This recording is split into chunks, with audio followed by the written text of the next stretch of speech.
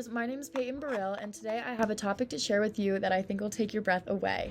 In this podcast, you will learn about the historic fire that burnt down one of CSU's most prized buildings and hear from some current day students on their thoughts and opinions. Joining me today is Sophia Hoffman. Sophia, would you like to introduce yourself? Hello, my name is Sophia Hoffman. I have just moved to Fort Collins, and I am really excited to hear about this story because I'm not informed on it yet, so let's hear it. Yeah, thanks for coming on here today, Sophia. So basically how this will work is I kind of just want to tell you about this story, and then I want to kind of get your take on it because I think that this story is one that a lot of students and community members don't really know a lot about, and it's a huge piece of CSU history and has a lot of historic value to it. So for background, CSU used to have a building called Old Main. It was one of the campus's oldest and most used buildings at the time, and in 1970 it was burned down. During the fire, the flames pretty much engulfed the building within a couple hours, and the building was not salvageable. It burnt completely to the ground. Firefighters and first responders weren't able to save anything. Luckily, nobody was actually hurt in the fire, but it was definitely devastating for a lot of the community members and people who had classes in there, and just in general. So there's a couple different theories as to what exactly happened. Some people think that it was truly just an accident, but a lot of others think that it was an attempted arson. Firefighters have since confirmed that it was arson, but there are still a lot of people who believe that it could have been an accident or something else may have caused it. So I'd just love to hear some of your opinions on that. Just to give you a little bit more background, the year 1970 is when this happened, and 1970 was known as a very politically active year.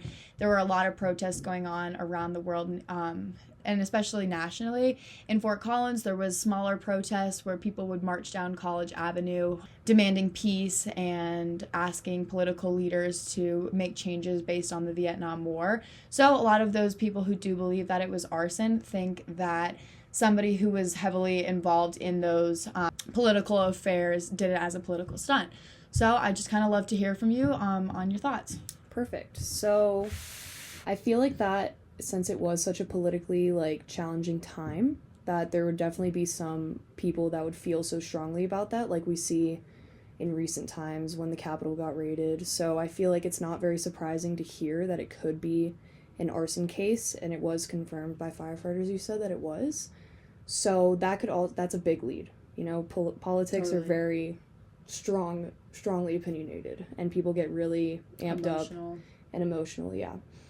But if it was an accident, I feel like they would have more questions about it. There would be a lot more speculation on what caused the accident, where it came from, and there would, I feel, be a probable cause for it as well. So I feel like that was definitely an arson case for sure.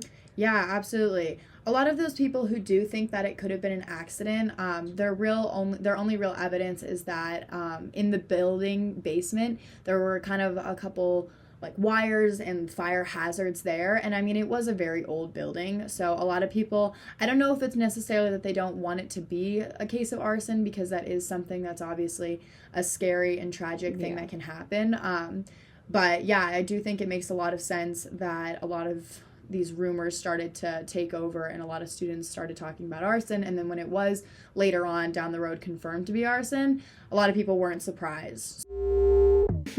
Do you have any other questions about the night? I think getting your perspective on it is super helpful for other people who don't really know much about the story. So yeah, for sure. Do you have any reason why they didn't rebuild the building at all? Or? So yeah, the building was actually not ever fully rebuilt, but there is stuff that kind of stands where it was. Mm-hmm. So if you're familiar with the Oval on campus, there is a street called Oval Drive, which is now kind of in place where the building used to be.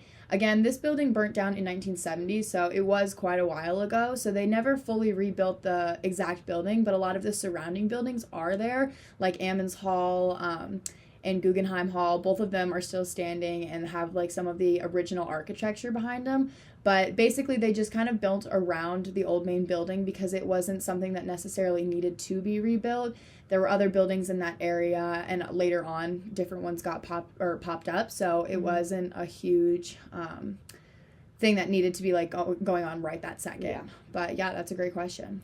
And then one other thing. Do you think that there would be, like, in your opinion, any reason why someone would want to burn down that specific building if it was a politically motivated cause? Or? Yeah, absolutely. So that building specifically was one of the most used buildings, and so many students had buildings in that class. Mm-hmm. And earlier in this project, I actually talked to one subject who said that the building stood as like a community center. So she felt as though when the building was burnt down, a sense of community was lost. So in my personal opinion, I think that the arsonist who potentially did burn this building down, I think that they tried to make it just like that. I think they wanted people to kind of feel the ramifications of the political stunt that they were making, and because that building was so popular and was such like a staple piece of CSU, it kind of stung a little bit more. Yeah, that makes perfect sense. All right, well, awesome. I don't have any more questions for you. Beautiful. Thank you for informing me. Yeah, thank you for coming on here. I appreciate getting your perspective, because I think you're just like a lot of students who don't really know about this fire, and since it is such a historical thing, I think it's important that people do. So thank you for joining me. Of course. With that, it brings us to the end of this podcast. Today, we talked about the historic Old Main Fire that took place in 1970 and talked to a present-day student who wasn't aware of this big piece of CSU history. Sophia, like so many other students, had never heard of the fire, but got a chance to hopefully understand it a little bit better and ask some questions. Thank you so much for listening, and for more information on the fire, be sure to check out the other elements of my Transmedia project. Thanks.